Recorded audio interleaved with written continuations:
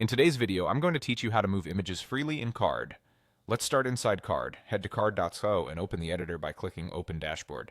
From there, choose the project you want to work on so you're taken into the builder. Make sure you've selected the image element you want to move. You'll know it's selected when you see its bounding box and the settings panel on the side. The quickest way to reposition an image is by dragging it. Click and hold the image, then move it to the spot you want.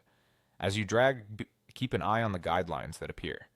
These snap lines help you align the image with other elements and keep things looking clean and balanced. If the image doesn't seem to go exactly where you expect, remember that it sits inside a section or container, so its movement respects that layout. Use the guidelines to center it, line it up with headings, or keep consistent margins. A small nudge can make a big visual difference, so take a moment to fine-tune the placement. If you prefer a more controlled method, you can adjust its alignment using the settings. With the image still selected, open the Appearance tab in the sidebar.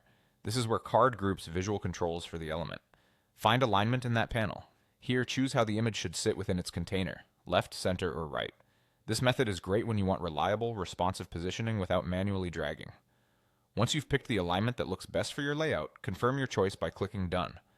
You'll immediately see the change reflected on the canvas. A quick note on expectations. If you're looking for true pixel-perfect freedom, like overlapping elements or placing images outside the standard flow, you'll need to use custom CSS. The approaches we just used are intentionally beginner-friendly and work well with Card's responsive structure, which keeps your site looking good across different screen sizes. Before you wrap up, take a moment to review the page at common breakpoints using the preview options.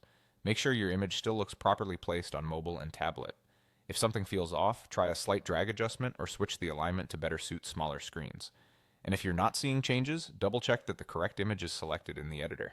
That's it, you've learned how to move images by dragging with helpful alignment guides, and how to use the Appearance panel to set alignment cleanly and consistently.